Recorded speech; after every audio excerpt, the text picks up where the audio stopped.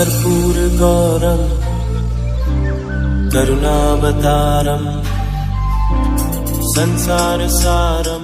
ओम शिवाय, जय माता दी। पुनः स्वागत है आप सभी का। चलिए हमारा विषय ले लेते हैं। पितृ हमेशा आपसे प्रसन्न बने रहेंगे, आपको धन प्रदान करेंगे, आपके रुके हुए कार्य पूर्ण होंगे उनके आशीर्वाद से। छोटी सी प्रार्थना रहेगी, पहले इनकी अहमियत समझिए। पितरों की और पूर्वजों की दोनों अलग होते हैं, लेकिन हैं आपके ही कुल के, आपके बड़े हैं। और आपके शरीर में जो हड्डियां हैं, मांस हैं, जो रक्त हैं, वो इन्हीं का ही तेज है, इन्हीं का ही आशीर्वाद है।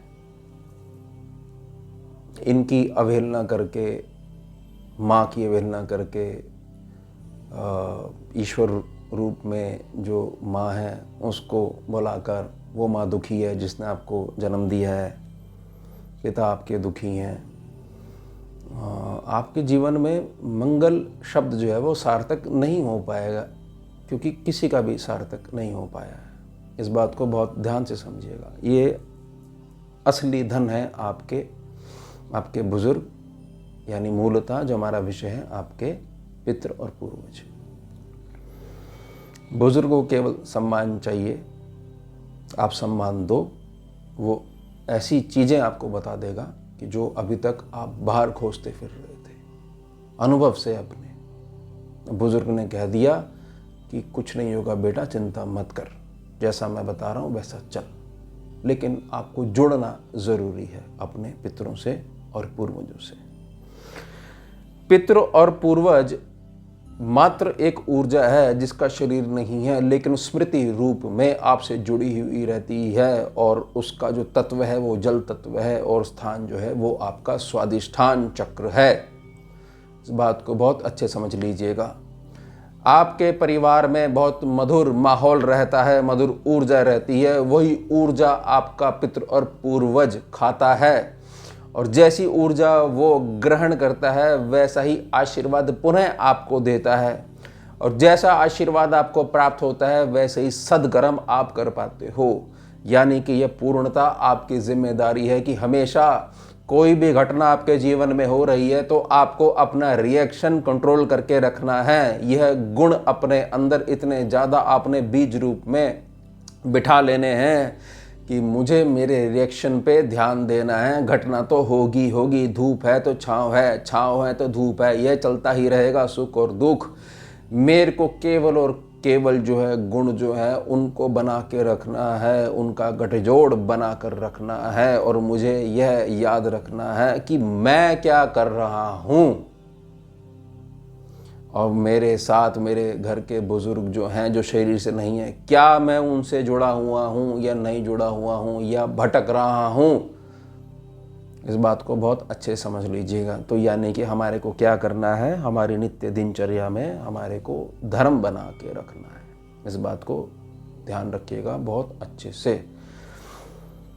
पितृ ऊर्जा होती है, पूर्वज ऊर्जा होती है। और किसी भी मूर्ख ने आपको ये ज्ञान दे दिया है, आपके पितृ आपका बुरा कर रहे हैं, आपके पितृ जो है आपके अगेंस्ट चल रहे हैं, और आपने उस पर विश्वास करते हुए जो उसने पूजा बताई या जो भी उपाय बताया आपने कर लिया। कौन मूर्ख है यहाँ पर, बताने वाला या वो जो आपका संस्कार जो गलत संगत के कारण आपके यहाँ बैठ गया? बुजुर्ग हैं वो आपके, उसके कारण ही आपका हृदय धड़क रहा है, शरीर ही नहीं है आपका। अगर वो नहीं होते तो, और अगर वो नाराज़ हैं, वो बुजुर्ग हैं, वो इतने नाराज़ कभी भी नहीं हो सकते कि आपका बुरा करेंगे। इस बात को बहुत अच्छे समझिएगा। यही तो मैं प्रार्थना कर रहा हूँ, ये रिएक्शन आपका। फिर एक नई विषय निकल के आता है, जैसी संगत में जाके बैठते हो कि पितरों की मुक्ति करवा लो, मतलब कि पीछा छुड़वा लो इनसे। अगर आपकी संतान आपके साथ ऐसा व्यवहार करे कि हमें अपने माता पिता से पीछा छुड़वाना है, तो कैसा भाव आएगा आपके हृदय में। और ऊर्जा है, ऊर्जा तो खत्म ही नहीं हो सकती, केवल ट्रांसफर हो सकती है, रूपांतरण हो सकता है उसका। और भी तो लोग हैं, पितृलोक से ऊपर स्वरलोक है, महरलोक है, जनलोक है, गुरुलोक है, शिवलोक है, ये बढ़ते जा रहे हैं। तो उसके लिए प्रयत्न करिए ना, उसके लिए प्रयास करिए कि देवताओं की श्रेणी में कैसे मैं ला सकूं मेरे पूर्वजों को। ये जो उत्तम जो मेरा कुल है, कैसे मैं इसका मान और सम्मान बढ़ा सकूं। केवल छोटा सा कष्ट आया और मैं किसी के पास गया, उसने मुझे जो भी बता दिया मैंने उसकी हाँ में हाँ मिला ली और मेरे को तो मुक्ति दिला दो, क्योंकि जो ये क्षणिक सुख है मैं इसके लिए मरा जा रहा हूं। इतना ज़्यादा भोग जो वृत्ति है वो मेरे दिमाग में बैठ गई है, नृत्य कर रही है। ये मत करा करिए, ये आचरण ठीक नहीं है। अपने ही बुजुर्ग को नकार कर कुछ नहीं मिलता है, किसी को नहीं मिला है। श्रवण कुमार बनिए, ईश्वर भी जो है प्रणाम करेंगे आपको स्वयं से आगे आकर।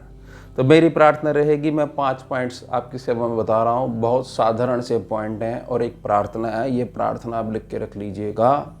आप नहीं मानते हो भगवान में मत मानो, लेकिन ये तो मानते हो कि आप हो और आपका बुजुर्ग है।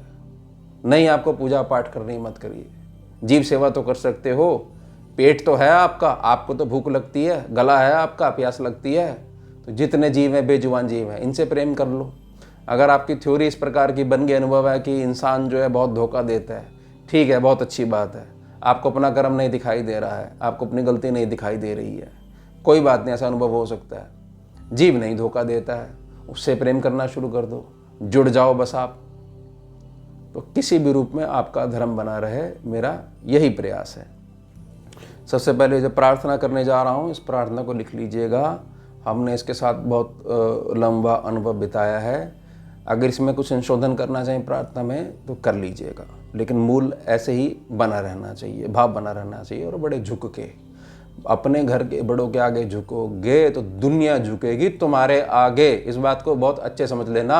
अपने घर के पूर्वजों पितरों के आगे अकड़ जाओगे तो कोई नहीं पूछेगा इस संसार में, समझ लीजिएगा। उसके पश्चात कोई भी भक्ति कर लो, कोई भी साधना कर लो, बड़े से बड़े गुरु के द्वारे पहुंच जाओ, खाली हाथ ही लौट कर आओगे। क्योंकि मूल जो तुम्हारा ईश्वर है, तुम उसको भूल गए, तुमने उसका सम्मान नहीं करा। और अगर उसका सम्मान करा और उन्हें आशीर्वाद दे दिया तो स्थितियां पैदा कर देगा ईश्वर, क्योंकि तुम्हारा बुजुर्ग प्रसन्न होकर आशीर्वाद रूपी जो है हाथ तुम्हारे सर पे रख दिया है। कैसे भी ग्रह बैठे हों, कैसी भी ऊर्जा बैठी हो, तुम्हारा कोई मार्ग नहीं रोक पाएगा, क्योंकि बुजुर्गों का आशीर्वाद तुम्हारे साथ चल रहा है। ये तुम्हारी असली ताकत है। चलिए प्रार्थना समझते हैं।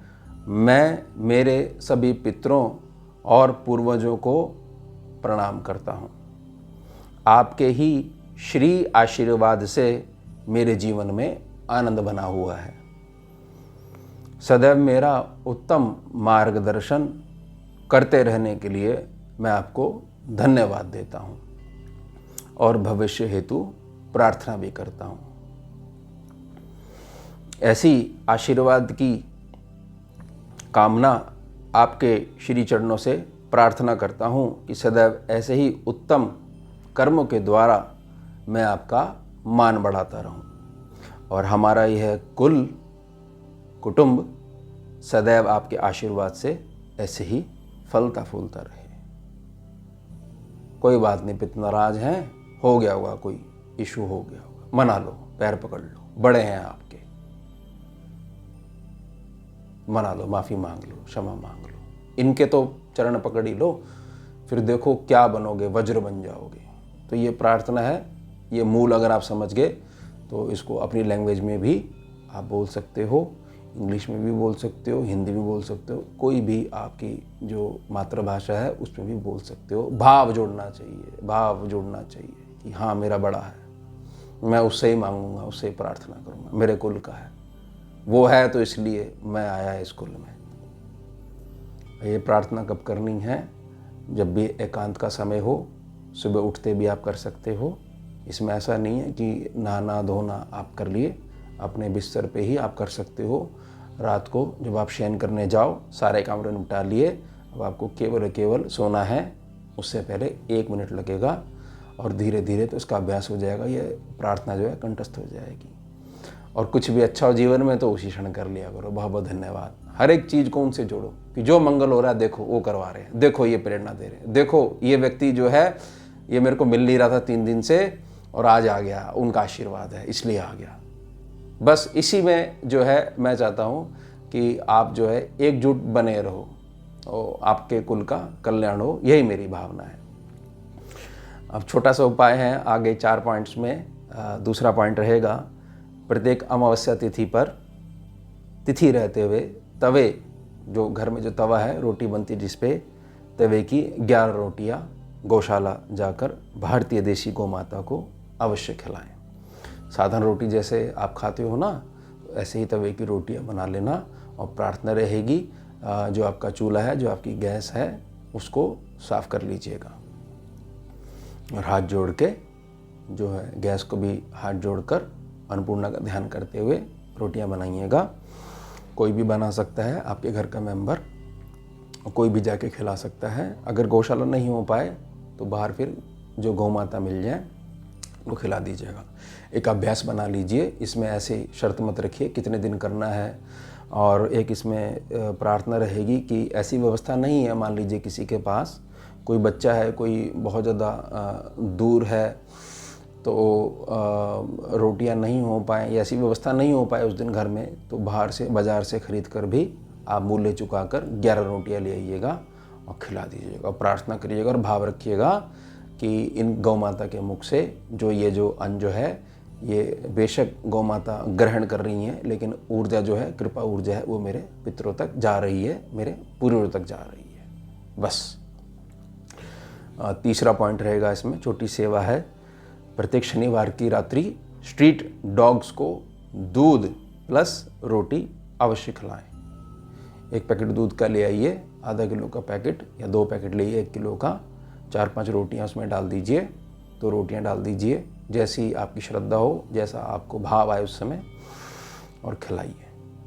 बहुत आपको लाभ मिलेगा। ये तो केवल शनिवार का ही है, और पहले वाला तो केवल मावस का है, जो कि महीने में 1 ही बार आती है। चौथा पॉइंट समझिए, किसी भी रूप में मीठा नित्य काली चींटियों को अवश्य खिलाया करें।